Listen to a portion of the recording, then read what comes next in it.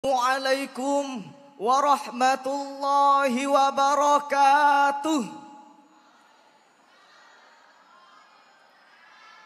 Alhamdulillahilladzi kana bi'ibadihi khabiran basira. Tabarakalladzi ja'ala fis samai burujan wa ja'ala fiha sirajan wa qamaran munira. Asyhadu an la ilaha illallah wa asyhadu anna Muhammadan abduhu wa rasuluh. La nabiyya wa la rasula ba'dah, amma ba'd. Dewan Hakim yang arif dan bijaksana, hadirin sebangsa setanah air, apakah sehat semuanya? Alhamdulillah, semoga kita senantiasa dalam naungan rahmat dan ridho Allah subhanahu wa ta'ala. Amin ya rabbal alamin. Hadirin sekalian, pluralitas merupakan bagian dari bangsa Indonesia yang multikultural. Hal ini merupakan peluang sekaligus ujian bagi bangsa Indonesia untuk menjadi bangsa yang jauh lebih maju. Merespon hal itu, Islam mengajarkan moderasi beragama yang dewasa ini mendapatkan tantangan serius dari perkembangan teknologi komunikasi dan informasi, khususnya media sosial. Sisi positif yang diberikan media sosial membuat manusia memiliki akses kemudahan dan percepatan dalam berkomunikasi serta mendapatkan informasi. Namun di sisi yang lain hadirin, dampak negatif tidak dapat dihindarkan. Kita bisa melihat fenomena dunia maya saat ini. Betapa mudah hoax, caci maki, hingga sumpah serapah untuk saling menjatuhkan terjadi antara sesama umat beragama dan sesama anak bangsa. Pada tahun 2024 ini, riset yang dilakukan oleh Monash University dan Aliansi Jurnalis Independen Indonesia mengatakan bahwa ada sekitar 182.000 lebih unggahan yang berisikan kasus kebencian di media sosial. Hal ini diperkuat dengan survei tentang penetrasi internet Indonesia tahun 2024 yang dilakukan oleh Asosiasi Penyelenggara Internet Indonesia, menyebutkan bahwa pengguna internet di Indonesia mencapai lebih dari 221 juta atau 79,5% dari keseluruhan populasi penduduk. Dan dari 221 juta tersebut, total generasi Z dan generasi milenial yang mengakses internet adalah 65,2% atau lebih dari separuhnya. Kenyataan itu hadirin membuktikan betapa besar potensi paparan hoax, ujaran kebencian yang berujung kepada intoleransi dan disintegrasi sosial. Karenanya timbul pertanyaan, bagaimanakah penguatan moderasi beragama di era digital yang diajarkan oleh Islam? Untuk itu hadirin, kami berdiri saat ini bertiga saling mengisi, bekerja sama untuk mengurai kalam ilahi, merangkai kata dengan berbagai diksi, mengemas syarhil Quran dengan tema terkini yang berjudul Penguatan Moderasi Beragama melalui platform digital dalam mengimplementasikan Islam rahmatan lil alamin.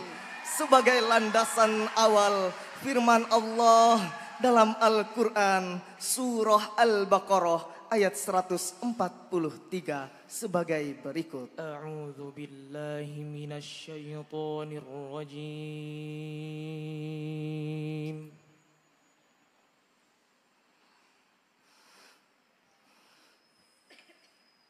Bismillahirrahmanirrahim.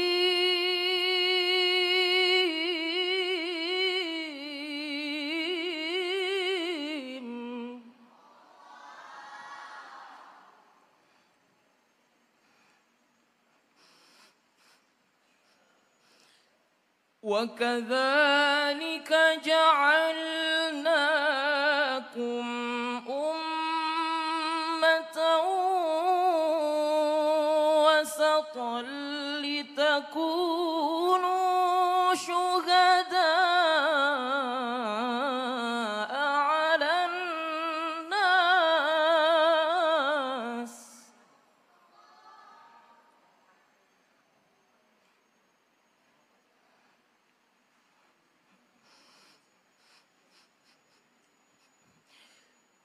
وسطا لتكونوا شهداء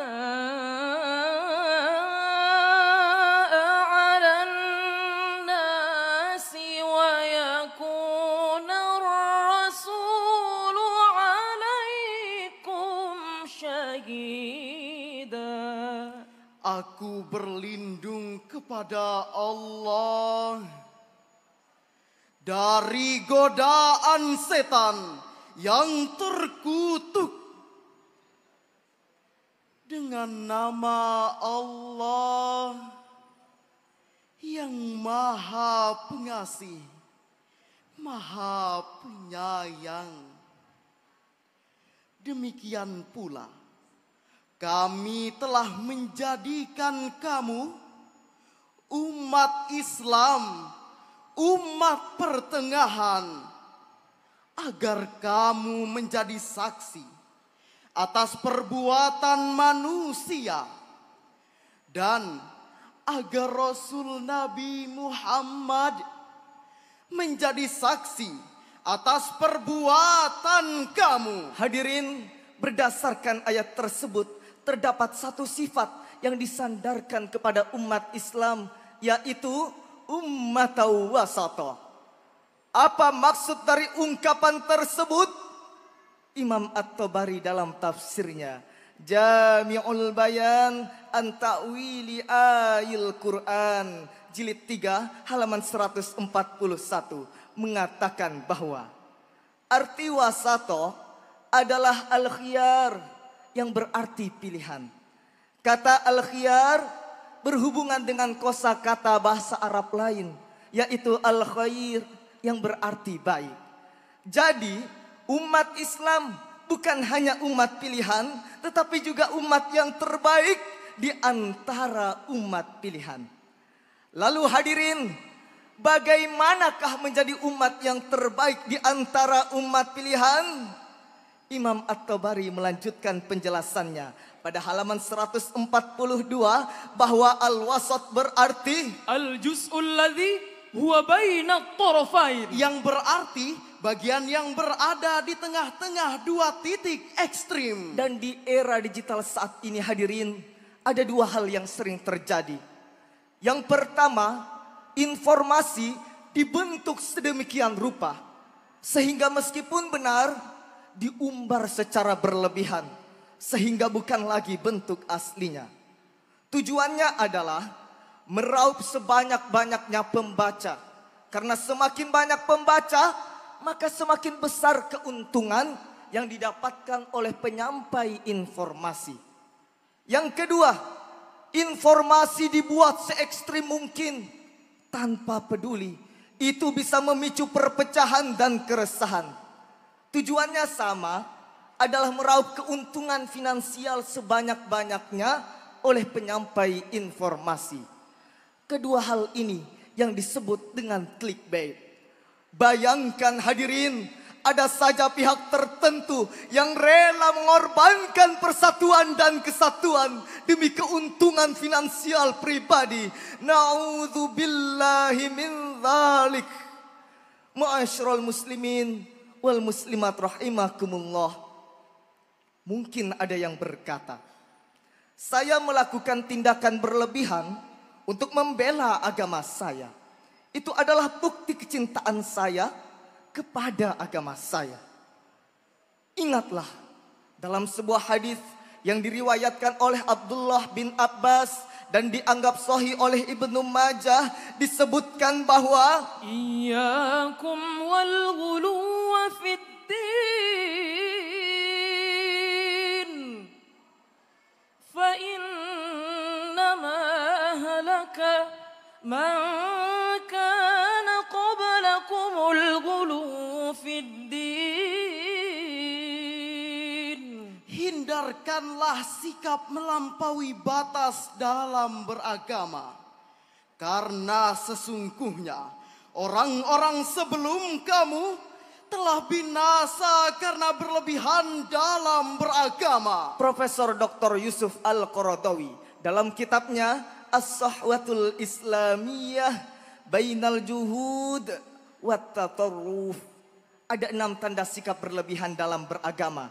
Yang pertama, fanatik pada suatu pendapat dan tidak mengakui pendapat yang lain. Yang kedua, mewajibkan sesuatu yang tidak diwajibkan oleh Allah atas mereka. Dan yang ketiga, memperberat yang tidak pada tempatnya. Yang keempat, bersikap keras dan kasar. Yang kelima, buruk sangka terhadap manusia. Dan yang keenam, terjerumus ke dalam jurang pengkafiran.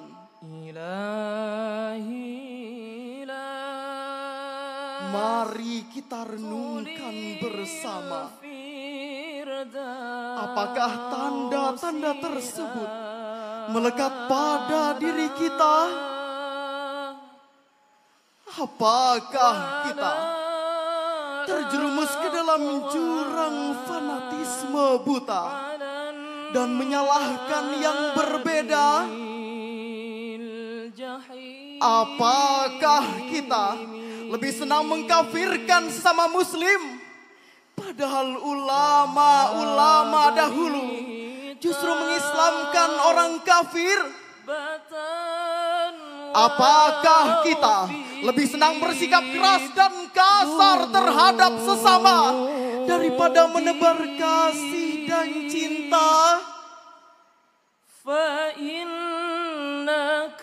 Semoga kita tidak termasuk ke dalam golongan orang-orang yang berlebihan dalam beragama. Karena sesungguhnya risalah Islam yang dibawa oleh Nabi Muhammad sallallahu alaihi wasallam adalah risalah kasih, Tak pilih kasih, ajaran sayang, Tak alang kepala, dan semangat cinta yang luar biasa. Sebagaimana firman Allah dalam Al-Quran surah Al-Anbiya ayat 107 berikut lantunannya. wa ma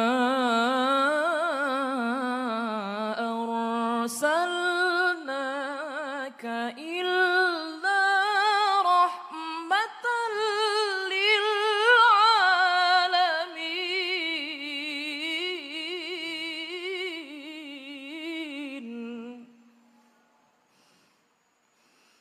Wa ma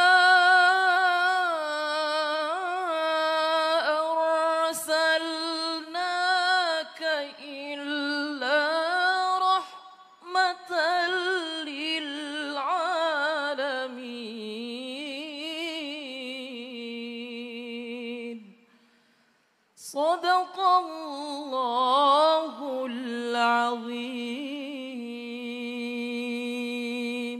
Kami tidak mengutus engkau Nabi Muhammad kecuali sebagai rahmat bagi seluruh alam. Maha benar Allah yang maha agung atas segala firman-Nya. Buya Hamka dalam karya besarnya Tafsir Al-Azhar jilid 6 halaman 4650 menjelaskan bahwa bentuk rahmat yang dibawa oleh Nabi Muhammad sallallahu alaihi wasallam adalah keseimbangan ajaran Islam antara jasmani dan rohani. Bukan demi kesenangan rohani, jasmani diabaikan. Bahkan bukan karena alasan ukhrawi yang duniawi dikorbankan. Penafsiran berbeda, tapi semakin memperkuat Islam sebagai agama rahmah adalah sebagaimana yang disebutkan oleh Abu Laits As-Samarqandi dalam tafsirnya Bahrul Ulum jilid 2 halaman 445, bahwa rahmat Islam bukan hanya untuk manusia, tetapi juga jin. Bahkan manusia bukan hanya yang mukmin, tetapi juga yang kafir. Hadirin, penguatan pesan-pesan moderasi beragama saat ini harus banyak disuarakan di media sosial. Kita harus mengambil peran penting dalam kampanye moderasi beragama dengan pengemasan pesan yang menarik dan penuh warna di berbagai platform digital seperti TikTok, YouTube, podcast, blog, Instagram, dan lain sebagainya. Lantas, bagaimanakah menerapkan semangat keberagamaan yang moderat? Muhammad Quraish Shihab dalam bukunya Wasatiyah, Wawasan Islam tentang Moderasi Beragama, yang diterbitkan oleh Lentera Hati tahun 2019, memberikan langkah-langkah sebagai berikut.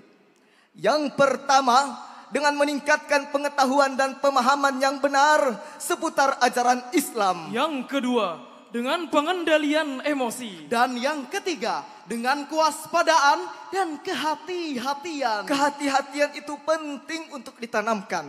Perkuat fitur verifikasi dan label informasi oleh sumber yang kredibel di media sosial. Sebab godaan setan untuk mengajak manusia keluar dari sikap moderat selalu datang dari berbagai arah. Sehingga waspadalah, waspadalah, waspadalah. Saudara, seiman, sekeyakinan, sebangsa, satu cita, satu asa. Dari syarahan ini dapat disimpulkan bahwa semangat moderasi dalam beragama merupakan hal penting di tengah suasana genting dan menjadi strategi kebudayaan dalam merawat keindonesiaan.